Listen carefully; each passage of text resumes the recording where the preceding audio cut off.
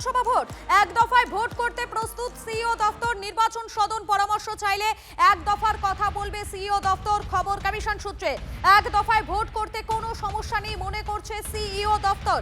ভোটের দফা নিয়ে চূড়ান্ত সিদ্ধান্ত নেবে জাতীয় নির্বাচন কমিশন।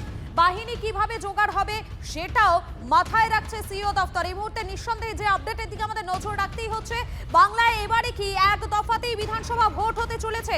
কেননা এক দফায় ভোট করতে প্রস্তুত সিইও দপ্তর। পরামর্শ, নির্বাচন সদন পরামর্শ চাইলে এক দফার কথাই বলবে সিইও দপ্তর।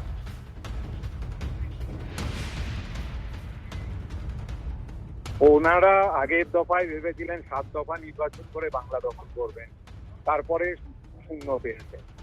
যারা ভালো খেলে, যারা ভালো ক্রিকেটার, সে যেদিকেই টেন্ডুলকার বা সৌরভ গাঙ্গুলির মতো হলে তারা সব দিকেই সেঞ্চুরি হাঁটাবেন। এক দফা করলে এক দফায় ভোট করবেন। আমরা বাংলার মানুষকে নিয়ে চিন্তিত, দফা নিয়ে চিন্তিত নয়। দফা নিয়ে শুভেন্দুবাবুরা চিন্তিত হতে পারেন, আমাদের কোনো বক্তব্য নেই। ওনারা চেষ্টা করে নিন ওনাদের বি টিমকে দিয়ে যা ইচ্ছে করানো। দিনের শেষে মামাটি মানুষের আশীর্বাদে চতুর্থবারের জন্য আবার মমতা বন্দ্যোপাধ্যায়।